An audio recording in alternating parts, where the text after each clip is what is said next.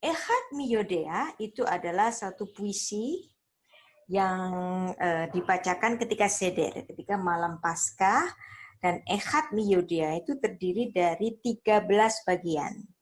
Kenapa 13 bagian? Karena angka 13 ini tentulah memiliki arti. Apa arti angka 13?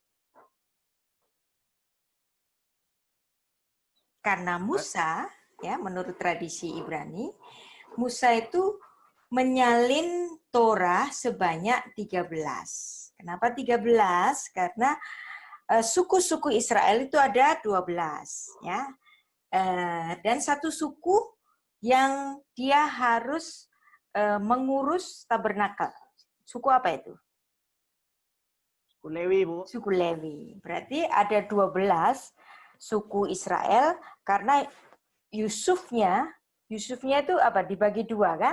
Ya, karena dia mendapat hak kesulungan maka dia mendapat 2 bagian.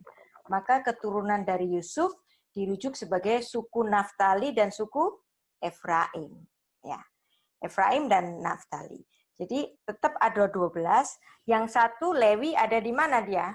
Ditaruh di tabernakel.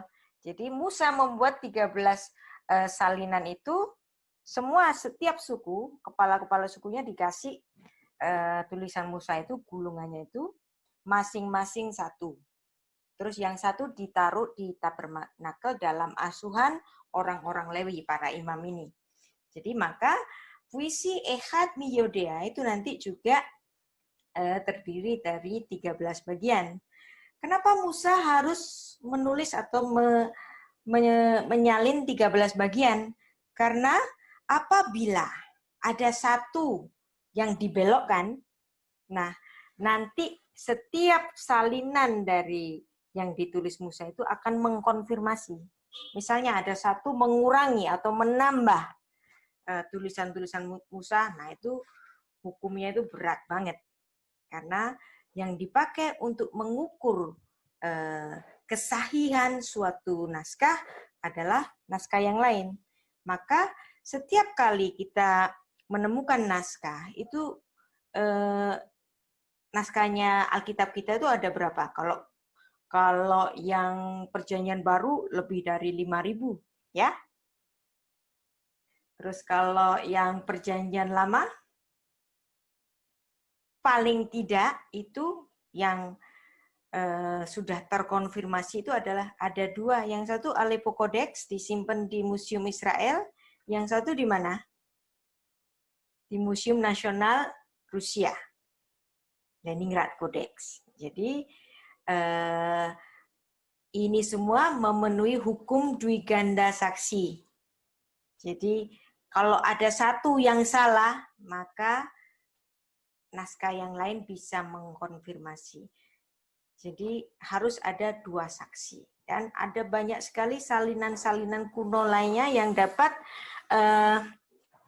mengkonfirmasinya itu. Dan bahkan orang mulai bermain-main. Ketika 2 naskah Masorah ini ditemukan, itu sudah diselewengkan oleh orang-orang Masoret.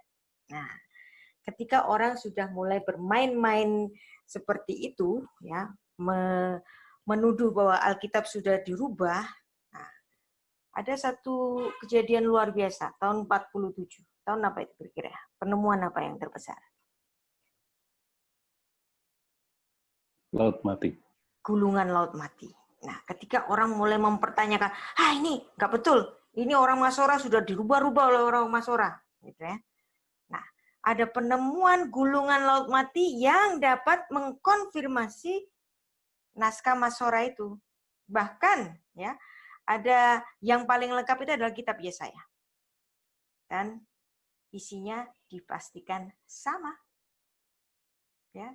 Jadi Alkitab kita walaupun mendapat tuduhan macam-macam diganti, tetap dapat dipertanggungjawabkan kesahihannya.